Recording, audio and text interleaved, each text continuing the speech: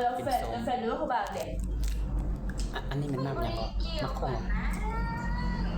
มักมันมากินมักมันน้ำเดียวเด้อจะอัดวิดีโออ่ะก็เลยมึงค่อยก็อัดวิดีโออัดลง YouTube ชั่วโมงกับเพื่อนค่อยมาอัดลง YouTube กินมักมันน้ำเดียวเด้อ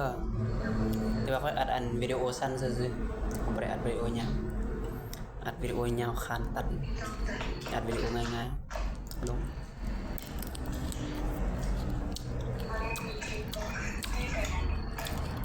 ไม่ต้องกินฟ้าจริงจังมันให้เด้อจะไปข้อเก็บเงินก่อน